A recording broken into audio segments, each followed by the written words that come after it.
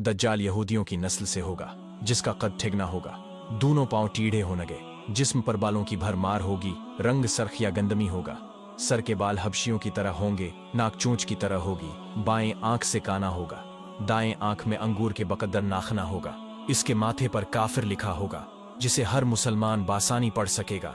इसकी आंख सुई होगी मगर दिल जागता रहेगा।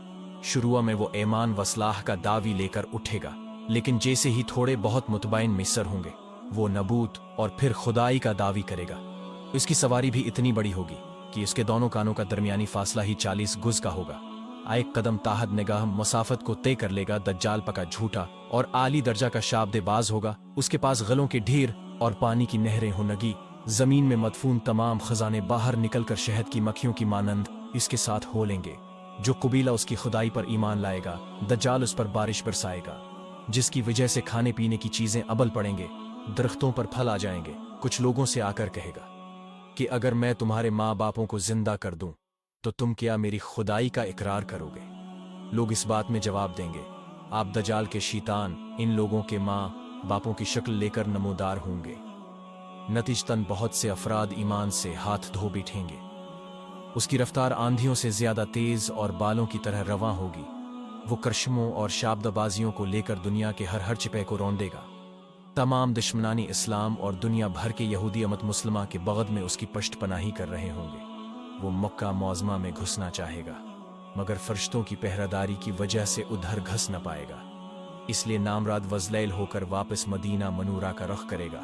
इस वक्त मदीना मनूरा के 7 दरवाजे होंगे और हर दरवाजे पर फरिश्तों का पहरा होगा।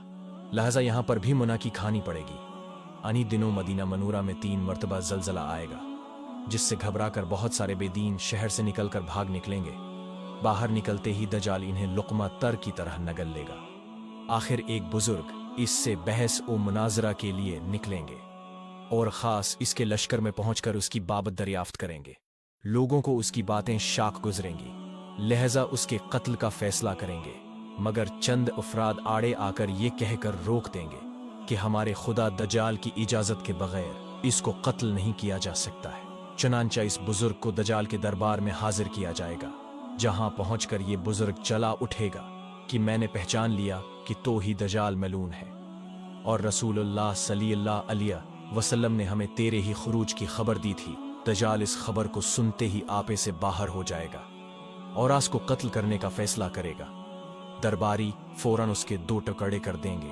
दज्जाल अपने हवारियों से कहेगा कि अब अगर मैं उसको दोबारा जिंदा कर दूं तो